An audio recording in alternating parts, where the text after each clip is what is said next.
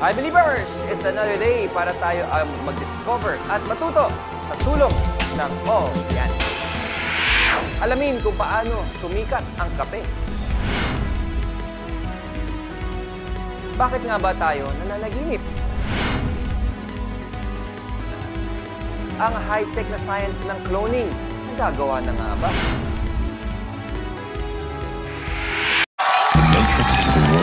That has been pulled over your eyes to blind you from the truth. Let the attack begin. Here we go.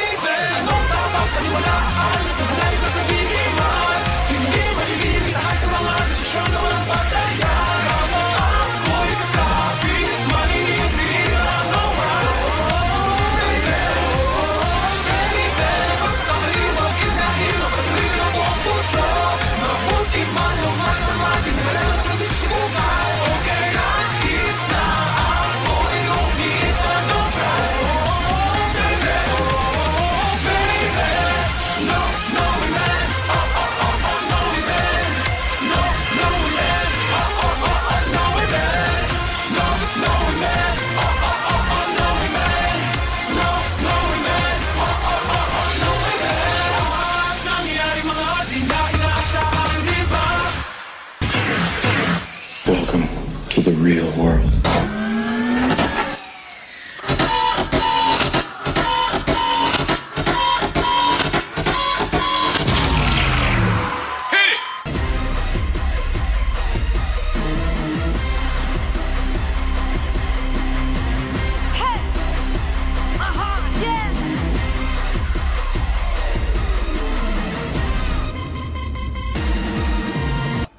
Rise and shine, I Believers! Let's start the day at magtimpla tayo ng kape. At para makapagtimpla ka niyan, kailangan mo muna ng coffee beans. Pero alam mo ba na hindi beans ang coffee beans? Seed ito ng berries na galing sa plant na kilala as Coffea genus. Doon pala galing yung word na coffee. Pag napitas na yung seeds, iihawin ito at gigilingin hanggang sa maging pino ito. Ligyan mo ito ng mainit na tubig at boom! Meron ka ng isang baso ng kape. And did you know, umiinom na rin ng kape yung mga tao sa Yemen noong pang 15th century? Tagal na pala. Noong 16th century, kumalat na rin ang kape sa Middle East, Persia, Turkey at sa North Africa. Early 17th century nang kumalat ang kape sa Italy at sa buong Europe. And from there, nagkaroon din ng kape sa Amerika. 1773 sa Amerika nang maganap ang Boston Tea Party. Nagtatapon ang mga tao ng tsaa sa dagat bilang protesta against sa sobrang pagtaas ng buwis. After ng War of 1812, itinigil ng mga British ang pagtatrade nila ng tea sa North America. Later on, bumalik din ang coffee industry sa Amerika. And by the 20th century, buong mundo na ang nagkakape. Ngayon, 70 countries na ang may sari-sariling coffee plants. And most of them ay located sa equator, na perfect environment para magtanim ng coffee beans.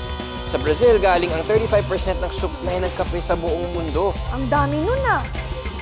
At isa sa most valuable exports ng ilang developing countries ang kape. Ito rin ang most traded agricultural export at ang second most traded export overall, kasunod ng petroleum. May trivia question ako sa inyo.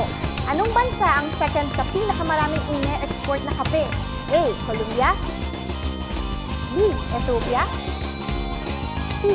Vietnam, or D. Indonesia? Ang sagot ay Vietnam. Half lang ng coffee supply ng Brazil yung dami ng supply ng Vietnam. Pero doble ito kaysa sa kasunod na bansa nito.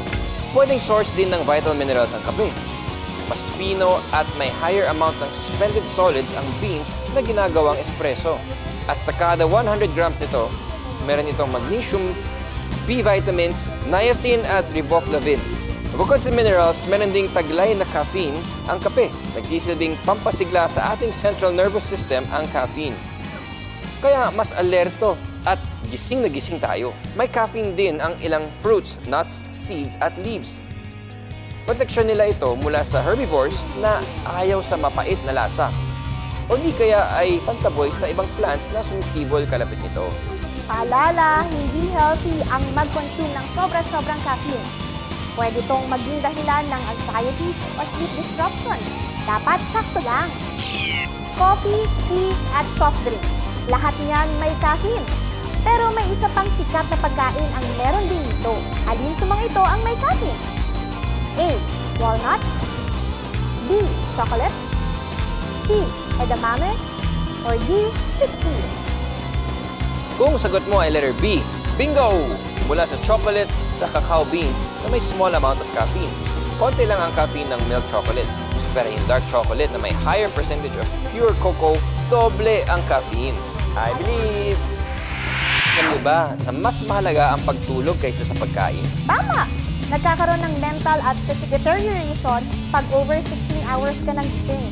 Hindi na makaka-memorize ang brain mo at kung 3 days ka nang gising, mag-hallucinate o mag-imagine ka na ng kung ano-ano.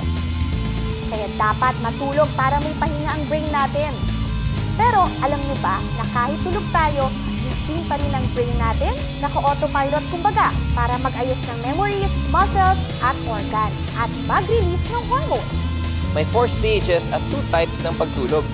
REM or rapid eye movement at NREM or non-rapid eye movement. 5% ng sleep yung stage 1. Ito yung stage kung saan inaantok ka na. 45% ng sleep ay ang stage 2, kilala as light NREM sleep. Dito, nagsuslow down na yung body natin. Bumababa ang body temperature, bumabagal ang breathing at heart rate, at naiipon ang long-term memories sa brain. Stage 3 ay ang deep NREM sleep at nasa 25% ito. Dito, parang nasa recovery mode ang katawan at mas bumabagal pa yung body at brain natin. Stage 4 ay ang REM sleep. Ito yung last 25% of sleep at dito tayo nananaginip. During REM sleep, parang gising rin yung levels ng brain activity, breathing at heart rate natin. Nagaganap ang REM sleep sa second half ng ating pagtulog. Kung kulang ang tulog natin, may negative impact ito. Mas mahirap mag-memorize, magkaka-mood swings ka, at may negative effects sa immune at cardiovascular system ang pagpupuyat.